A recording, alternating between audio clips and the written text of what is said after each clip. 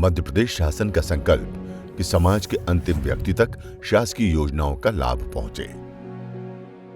हरदा, मारेवा नदी के समीप बसा हिंदुस्तान के हृदय राज्य मध्य प्रदेश का एक सुंदर शहर। जिले के एक नवाचार के अंतर्गत ग्राम पंचायत स्तर पर कलेक्टर द्वारा प्रत्येक बुधवार एवं शुक्रवार को शिविर लगाकर यथास्थान शिकायतों का निराकरण किया जा रहा है। पूरे गांव का एक परिवार भी बजट में शिविर में कलेक्टर के साथ साथ जिला एवं जनपद पंचायत के सीईओ, तहसीलदार, नायब तहसीलदार एवं अन्य विभागों के अधिकारी उपस्थित रहते हैं। अभी हम लोग अगले गांव जाएंगे। इससे पहले हम लोग जूना पानी एक गांव है, उधर थे। हम लोग गांव-गांव जाके लोगों की समस्याएं सुनते हैं, रजिस्टर्स में नोट करते हैं and try to resolve their problems on the spot. ये तुम्हारे गांव का बहू है कि बेटी है, बताओ। हम गए थे पंचायत में, कलेक्टर साहब आए थे कि आप गरीब इंसान है, विकलांग है, थोड़ा पैसे मिलते हैं। पहले मिलती थी, अब क्यों बंद कर दी? सब लोग को मिलती, हमको क्यों नहीं मिलती? फिर साहब ने हमारी सुनी शिकायत, सचिव सरपंच को डांटा भी, हमारे से पूछी भी कितने साल से पेंसिल बंद है, तो उन्हें 15 दिन में हमारी समस्या हल कर दी। गांव में जब भी जाते हैं तो लगभग वहाँ की जो है 80 to 90% समस्या वहीं हल करवाते हैं।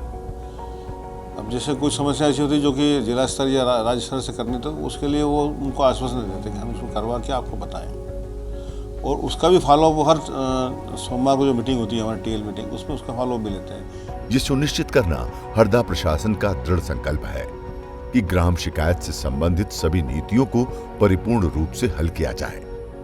हम लोग शिकायत लेके गए थे। एक तो मतलब रोड की समस्या थी, गंदगी थी, उसमें तुरंत मतलब अधिकारी आके सुबह 6 बजे और काम हुआ।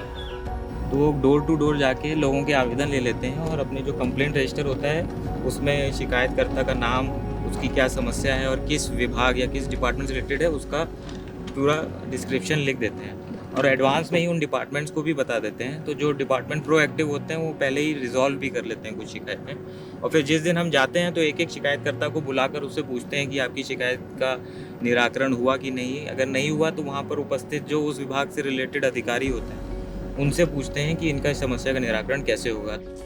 काफ़ी फ़ायदा हुआ है सर, ये साफ़ सफाई वाला मामला भी हुआ है। इसके बाद में एक गली थी जो गांव में पीछे, उसमें भी मुरुम वगैरह डल कर वो भी कंप्लीट हो गई सर। अभी हाल ही में ये चेंजेस आया है कि ग्राम चौपाल के माध्यम से वे गांव-गांव में हर तबके के बीच पहुंच रहे हैं कि वृद्धा अवस्था में वृद्धा को पेंशन मिल रही है कि नहीं, किसी भी आदिवासी बाहुल्य में हेडपम्प चालू है कि नहीं, नाली की क्या व्यवस्था है, पानी की क्या व्यवस्था है।